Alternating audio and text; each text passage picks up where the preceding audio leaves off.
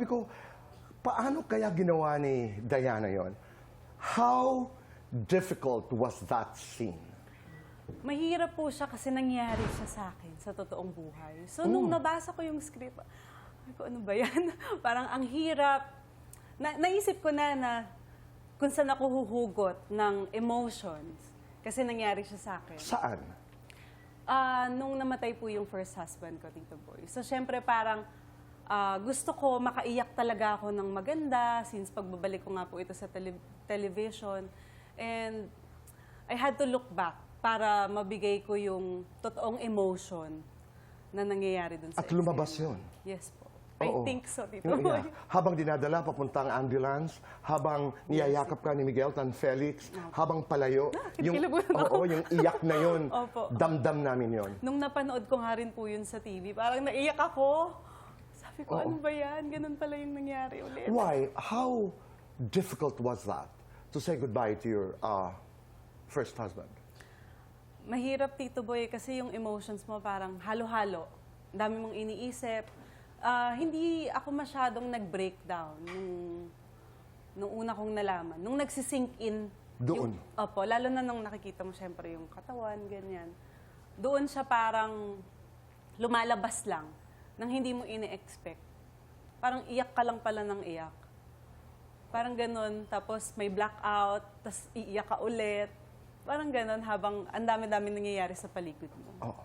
At yun ang hinugutan mong pangyayari sa iyong buhay. There's another scene sa mga Batang Riles na napakahusay mo. That confrontation scene with Jay Manalo, tapos pumasok si Des. Yung palaban kang nagsasalita at sinasabi mong huwag mo kaming paglulukuhin. Yung record mo dito, tunay na galit, tunay na pakikipaglaban. Ang ganda. Hindi ko po alam, Tito Boy, kung saan yan galing. Kasi sa totoo lang, hindi po ako magalitin na tao. Very madali ako umiyak, hindi ako masyadong nagagalit. Kaya nga po parang minsan ayoko yung kontrabida role. Kasi feeling ko hindi ko mas magagampanan yung ganong role. Oo. Sa tunay na Nahihirapan buhay, ako. nakikipag-away ka kay Andy? Hindi. Hindi ka nag-aaway? Hindi po kami nag-aaway. Wala kaming confrontation na walang ganon. Aside from the fact that you are not confrontational. So pag nagkakaproblema kayo, how do you resolve your problems? Kayo ng mag-asawa? Nag-uusap po kami. Tahimik. Tahimik. Kasi, ganon siya. Kumbaga parang pag nararamdaman niya na magagalit siguro ako dito sa sitwasyon na to, uunahan niya ako, kakausapin niya ako. Importante na magkakilala kayo, that you know each other so well. Saka, pinag-usapan po namin, Tito Boy, yan, na parang kung kunyari, meron akong ikinasama ng loob, sasabihin ko na para hindi naaabot sa yung kagaya ng dati na may ipon, tapos magkakaroon kayo ng away na malaki. Oo. So, mas You play mahirap Maying sa mga Batang Riles. Kumusta katrabaho si Miguel Tan Felix? I love that scene nung niyayakap mo siya habang palayo yung ambulance, tapos pareho kayo umiiyak. Kumusta siya bilang aktor at kumusta siya bilang tao na katrabaho? Bilang tao, napaka-sweet. Tsaka,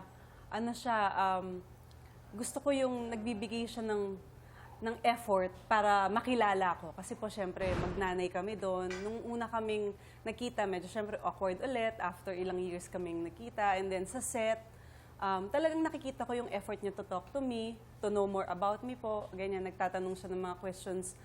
Kahit personal, okay lang. Kasi po, syempre, kailangan magkaroon kami ng chemistry. Ng rapport? Opo, bilang magnanay. As an actor naman, natutuwa ako kasi ang galing niya ring artista. Nagbibigay siya sa akin ng support kasi po matagal din akong hindi umarte. Especially dun po sa eksena na, yun nga po, namatay yung tatay niya, kunyari. Hindi man kami nag-uusap nung gabing yun. Kasi po, na siya, nakikita ko rin siya na nagre-ready siya dun sa eksena and then nakikita niya ako. And then we're just holding hands bago mag-eksena kasi kumukuha kami ng hugot sa isa't isa. And malaking tulong po yun sa akin kasi halos yung anak ko po, binata na din. So parang iniisip ko na siya yun, na yun yung anak ko, kaya mas lalo ko nakakapagbigay ng magandang emotion. So, ganun po si Miguel.